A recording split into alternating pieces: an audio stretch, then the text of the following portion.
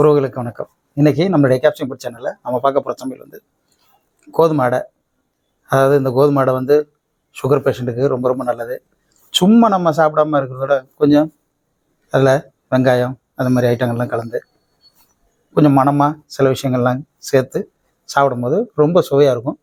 சாப்பிட்றவங்களுக்கும் ஒரு ஆனந்தமாக இருக்கும். அந்த மாதிரி ஒரு வித்தியாசமான அடையை தான் நம்ம பார்க்க போகிறோம். வாங்க இந்த அடை எப்படி செய்யலாங்கிறத பார்க்கலாம். அதுக்கு முன்னாடி புதுசாக நம்ம சேனலை பார்க்குறவங்க சப்ஸ்கிரைப் பண்ணுங்கள், லைக் பண்ணுங்கள், ஷேர் பண்ணுங்கள், பெல்லை தட்டி விடுங்க.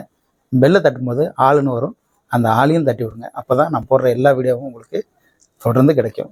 வாங்க எப்படி செய்யலாம்னு பார்க்கலாம். தோசைக்கல்ல சூடாயிடுச்சு. நம்ம இப்போ இந்த கோதுமை அடை சொல்லலாம். அதுக்கு முன்னாடி இந்த கோதுமை அடை செய்கிறதுக்கு தேவையான பொருட்களை பார்ப்போம்.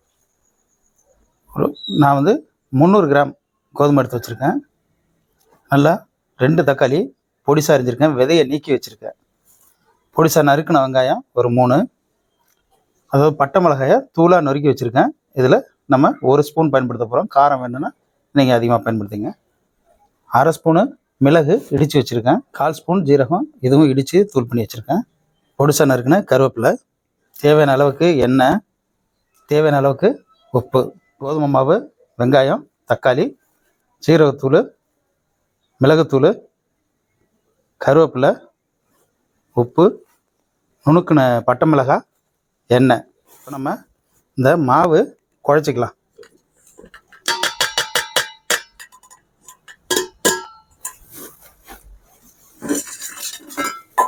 இதில் நம்ம கொஞ்சம் உப்பு போட்டுக்கலாம்.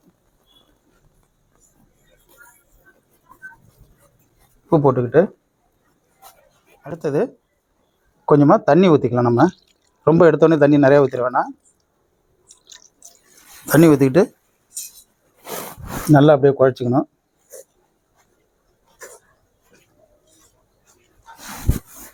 ஏன்னா எடுத்தோடனே தண்ணி ஊற்றிட்டோன்னா ரொம்ப தண்ணியாக போயிடும். அதனால் தேவையான அளவுக்கு அப்படியே கொஞ்சம் கொஞ்சமாக தண்ணி ஊற்றிக்கலாம்.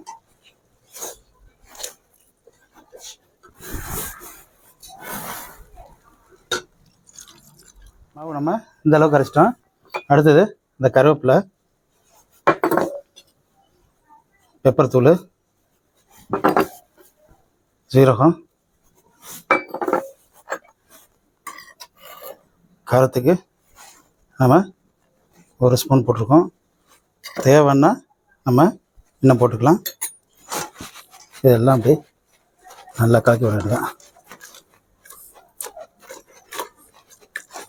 உங்களுக்கு காரம் எவ்வளோ வேணுமோ அவ்வளோ கலந்துங்க.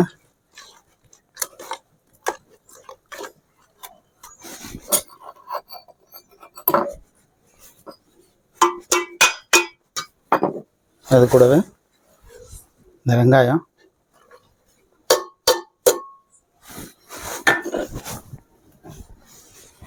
தக்காளி எல்லாத்தையும் நல்லா கலந்துக்கிட்டு தான்.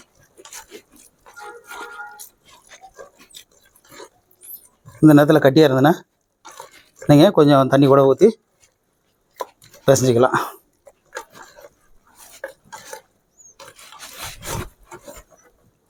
ஒரு 10 நிமிஷம் அப்படியே வச்சுருங்க. இல்லை உடனே சுடுறதுனாலும் நீங்கள் சுடுங்க. நான் ஒரு 10லேருந்து ஒரு 5 நிமிஷம்லேருந்து ஒரு 10 நிமிஷம் வச்சிடுறேன். வச்சு நம்ம சுட ஆரம்பிச்சிடுறோம். மாவு இந்த அளவுக்கு தயாராகிடுச்சு. இப்போ நம்ம பார்க்கலாம் வாங்க.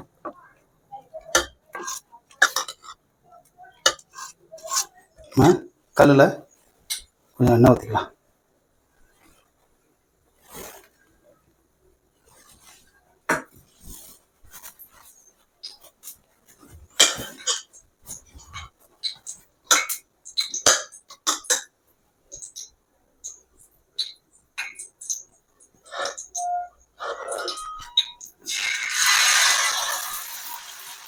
ஒரு 2 கரண்டி அளவுக்கு மாவு இருக்கு. அது இந்த அளவுக்கு சுத்தா போதும்.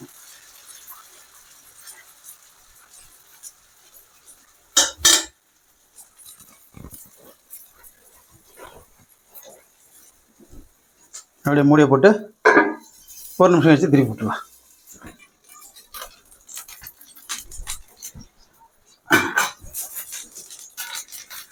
அம்சமாக ரெடி ஆயிடுச்சு. அப்படியே நம்ம அதை பரட்டி போட்டுடலாம்.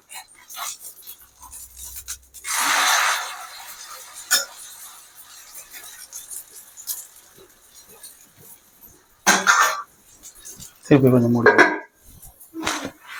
நல்லா வெந்துட்டு நம்ம அதை அப்படியே பரட்டி போட்டு எடுத்துடலாம்.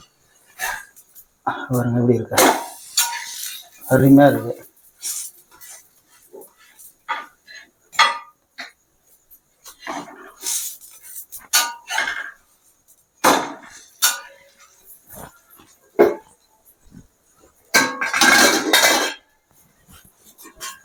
சூப்பராக வந்துருக்கு. இதே மாதிரி ஒன்று ஒன்றா போட்டு நம்ம எடுத்துடலாம்.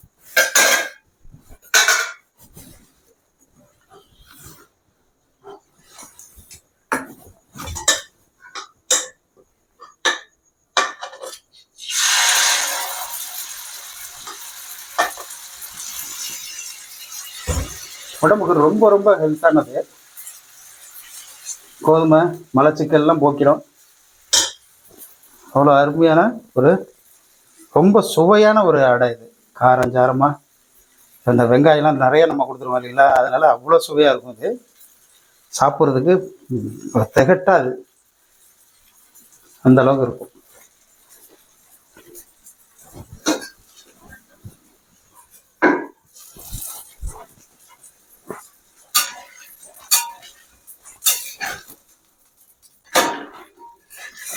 அப்படியே அதே மாதிரி ஒன்றா போட்டு நம்ம பரட்டி எடுத்துக்கலாம். நீங்கள் இன்னும் கொஞ்சம் நைஸாக கூட ஊற்றிக்கிட்டுனா ஊற்றிங்க. ஆனால் அடைங்கிறது கொஞ்சம் மொத்தமாக இருக்கணும், அப்போ தான் நல்லாயிருக்கும்.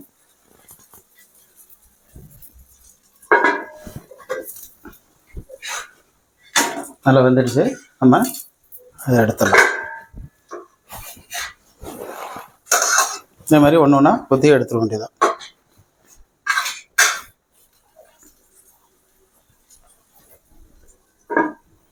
அடைய நம்ம டேஸ்ட் பார்க்கலாம். இப்போ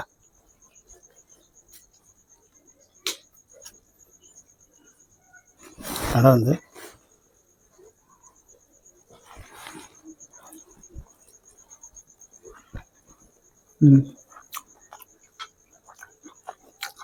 உண்மையாவே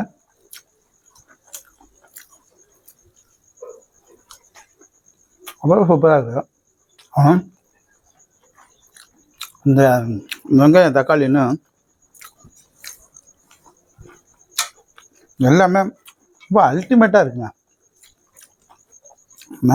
பாருங்க எப்படி இருக்கு.